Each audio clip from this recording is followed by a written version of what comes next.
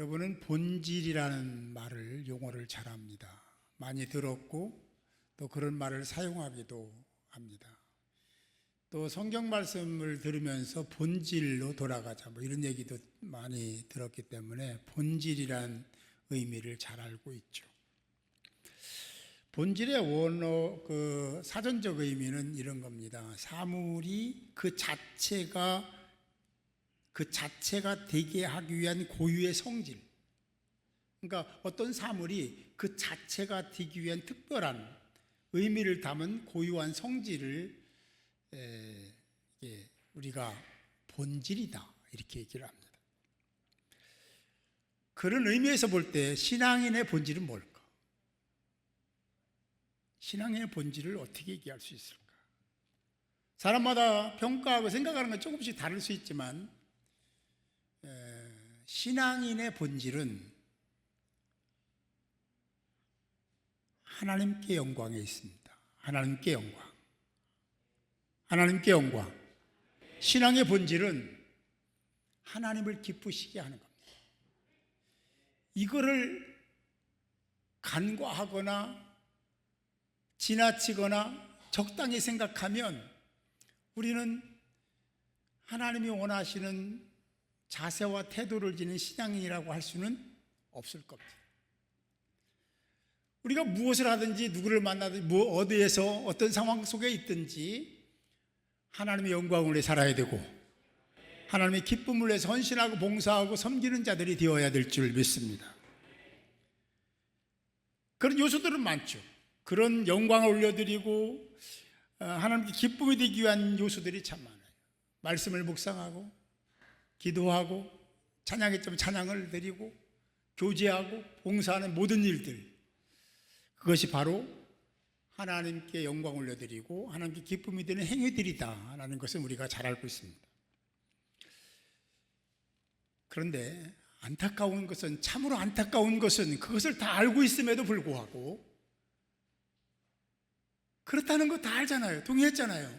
그럼에도 불구하고 실제 삶을 보면 신앙의 본질과 점점점 더 멀어지고 약화시키고 때로는 하나님의 어떤 존재인 걸 알면서도 찬양하지 않고 그분의 기쁨으로 살지 않는 모습들이 우리에게 나타나고 있다는 것이 참 안타깝고 아쉬운 부분입니다. 신앙의 본질을 훼손시키는 것들이 참 많죠. 온갖 자신의 입장이나 상황이나 형편을 앞세워서 변론하고 변명하고. 우리 성도들은 그렇게 잘 안 하죠? 어쨌든 여러 가지 이유를 대면서 자신이 한 것이 합리였다고, 그 정도는 이해해 줘야 되지 않겠냐는 얘기를 하고 있다는 거죠. 그렇게 함으로 인해서 어떤 현상이 일어나냐면 신앙의 형식화가 진행이 되는 거예요. 자신도 모르게 신앙이 형식적으로 바뀌는 거죠. 반기독교적인 그 이성과 그런 관념이 세상의 철학과 문화가 조금씩 하나님 중심의 사고, 가치, 신앙, 태도, 자세를 좀먹기 시작하는 거예요. 그리고 좀먹은 그 자리에 세상적인 것이 채워지기 시작하는 거죠. 인문학적이고 인본적인 트렌드들이 신앙의 본질을 그렇게 훼손시키고 있습니다. 그로 인해서 신앙이 점점 세상 중심, 세속화된다 그러지 않습니까?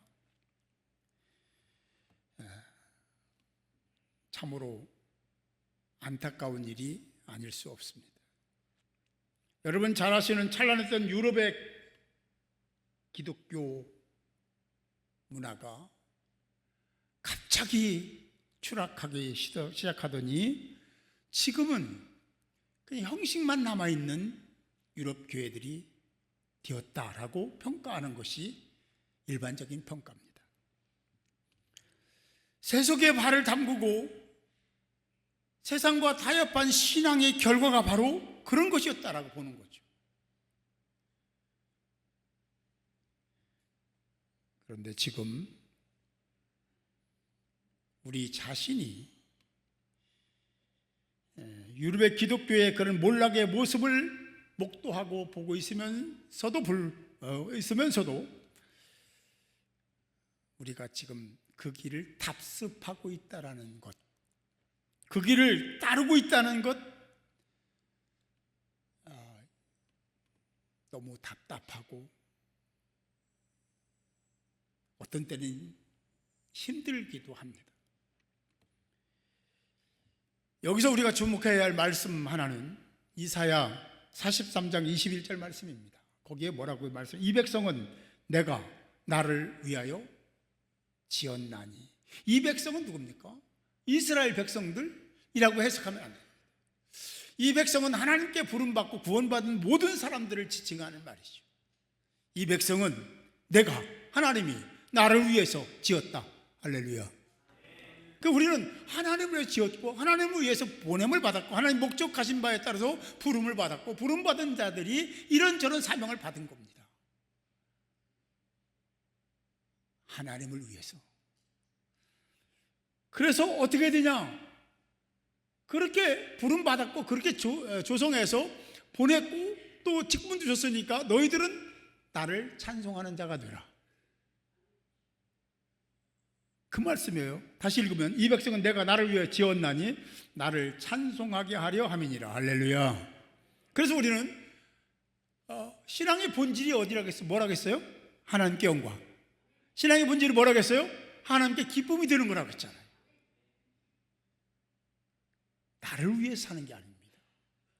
하나님을 위해 살아야 되고 하나님이 목적하신 바를 위해서 헌신하고 희생해야 됩니다. 그럴 때 하나님은 여러분들을 주목하시는 거예요.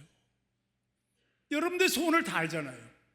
여러분들이 내가 노력해서 다 된다고 하면 뭐 안 될 게 뭐 있습니까?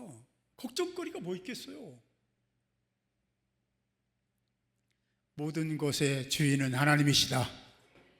하나님께 영광 올려드리고 기쁨 올려드리는 모든 성경에서 말씀하는 것을 잘 지키고 행하면, 우리가 그 일을 행하면, 우리가 할 일이니까 우리 할 일을 잘하면 하나님은 반드시 당신이 할 일을 채우신다. 그러니까 어떤 측면에서 보면 우리는 하나님과 동역자입니다. 인간이 사람이 할 일을 하나님이 하신 적이 없습니다. 또 하나님이 하실 일을 사람이 참견했을 때 가만히 계신 적도 없습니다. 심판하고 야단치고. 예.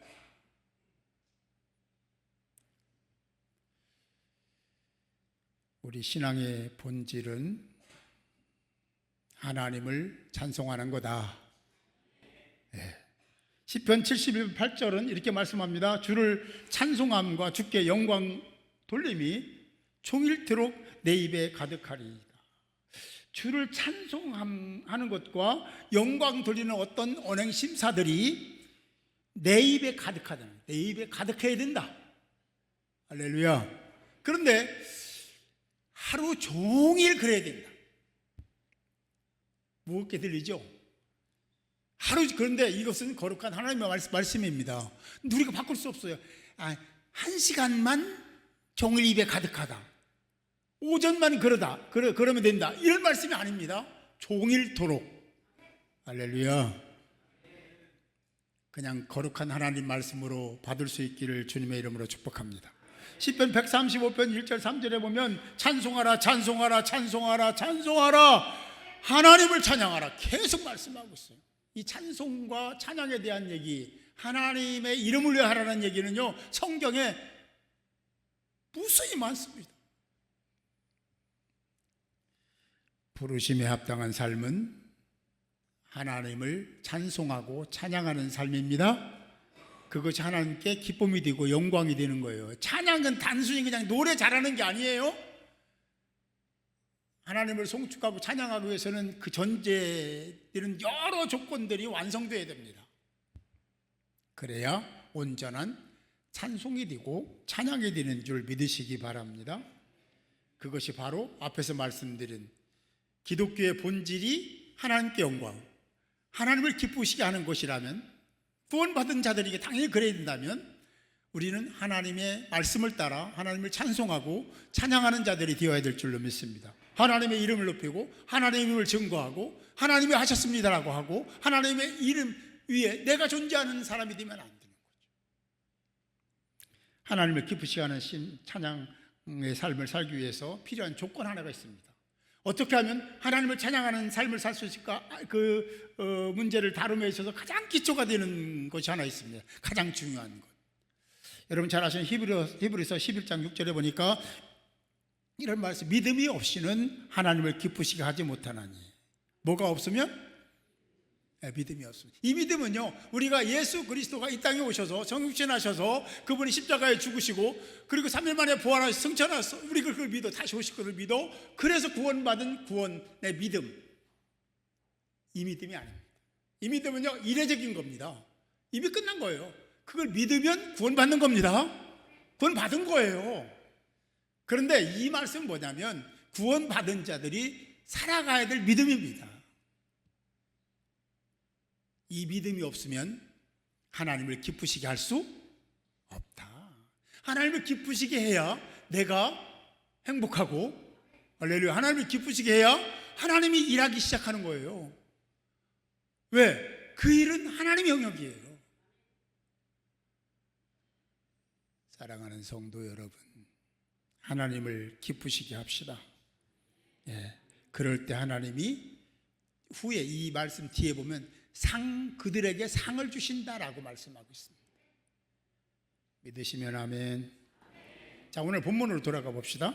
예레미야 선지자, 하나님의 부름받은 예레미야 선지자는 그 시대의 그런 상황을 보고 있었습니다. 그때 하나님이 그를 부르셔서 그에게 그때 상황에 대한 죄악상을 선포하도록 하셨습니다. 하나님은 그들의 악행을 책망하신 것이죠. 그렇게 말입니다.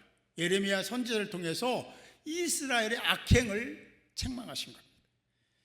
이스라엘은 원래 순전한 포도나무, 오늘 말씀처럼 그러니까 참 포도나무였다는 거예요. 그런데 어느 날 보니까 이 포도나무가 들포도나무가 된 겁니다. 이스라엘이 변심했고 하나님을 배신한 거죠. 그런 배신의 행위들을 암시하고 있는 묘사들, 그런 말씀들이, 그런 단어들이 나오는데요. 몇 가지 얘기하면 이런 거예요. 창녀, 암낙타, 들암낙이. 들암낙이의 모습을 의인화하면서 여호와 대신, 여호와를 당연히 찾고 여호와 이름을 부르고 그 이름을 높여야 될 이스라엘, 자기 그 백성들이 강대국을 찾아가서 아부하고 그들의 힘을 빌리고 그들이 섬기는 그들의 신을 같이 섬기고 하는 영적 타락. 이스라엘의 영적 타락이 발정난 들암낙이 같았다고 말씀하고 있습니다. 아세라의 목상을 섬기고, 그리고 바알, 풍요를 상징하는 바알의 그런 성적인 상징인 돌을 세워놓고 섬기는 이스라엘의 그 모습을 질타하고 계십니다. 그들이 그런 위기, 그들이 그렇게 했어요. 이스라엘이 그렇게 했어요. 그러다가 위험에 처하고 위기에 닥치면 하나님께 돌아와 구해달라고 기도하더라는 것입니다. 뻔뻔한 이스라엘을 고발하고 있습니다. 예레미야 선지자는 그런 이스라엘에게 반문을 하죠. 너희를 위해서 너희들이 만든 내 신은 도대체 어디 있느냐? 그때는 그러다가 너희들이 그런 상태, 위기가 오니까 여호와의 이름을 불러? 이런 얘기거든요. 이 반문에 대하여 이스라엘은 변명을 하며 발뺌을 합니다. 아니나 우리 그런 적이 없어요. 다른 신을 섬긴 적이 없습니다. 다른 신을 다시는 섬기지 않겠다고 약속을 해도 시원찮은데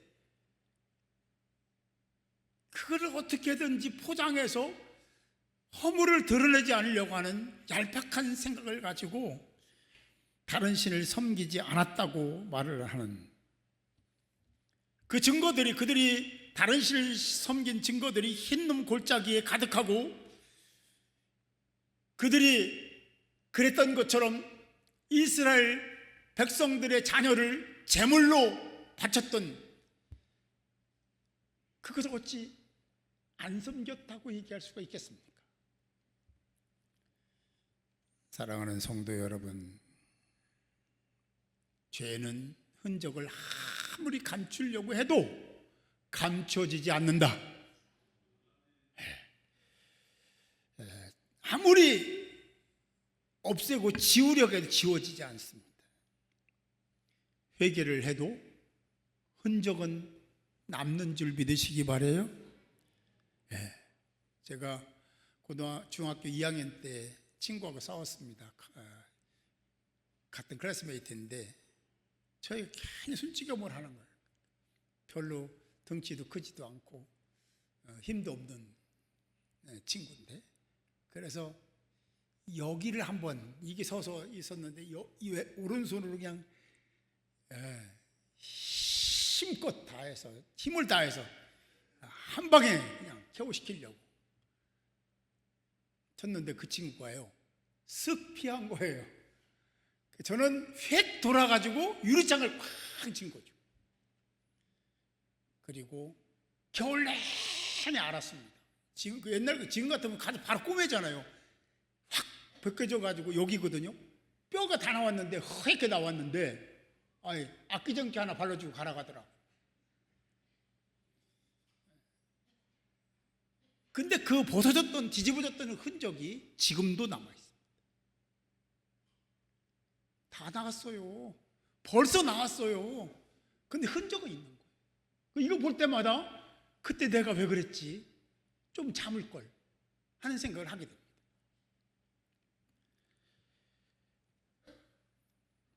(22절입니다) 같이 읽겠습니다. 22절 띄워주시죠. 시작. 주 여호와의 말씀이니라. 내가 잿물로 스스로 씻으며 내가 많은 비누를 쓸지라도 네 죄악이 내 앞에 그대로 있으리니. 여러분, 죄를 짓지 않기를 바랍니다. 무엇이 죄입니까? 도둑질하고 사람 죽이는 것만 죄입니까? 아니요. 여러분 잘 아시잖아요. 어느 누구도 죄에 대한 죄책, 죄에 대한 법적 책임을 면할 길이 없습니다. 죄를 지으면 죄의 책임을 져야 합니다. 죄를 지으면 하나님께 기도했을 때 용서는 받지만 그 죄에 대한 상처, 흔적은 남는다. 평생 가지고 가야 됩니다. 사랑하는 성도 여러분, 죄를 짓고 그것이 죄인 걸 아는 순간에 회개하시기 바랍니다. 아니, 생각나지 않더라도 그런 자세와 태도를 견지해야 됩니다. 죄를 가리기 위해 포장한 쓴 가면들 다 벗어던지고 이제는 변명하고 거짓말을 하지 말고 죄의 책임, 죄책을 면할 수 없다는 생각을 지니고 하나님 앞에 겸손히 머리를 조아리고 회개하고 돌이킬 때 비로소 하나님은 여러분을 위해서, 여러분 가정을 위해서, 이 교회를 위해서 하나님이 일하기 시작하실 것이다 하는 것을 잊지 마시고 하나님 앞에 믿음을 가지고 겸손히 기도해서 하나님의 큰 사랑을 누리는 복된 자들이 모두 되시기를 주님의 이름으로 축원합니다.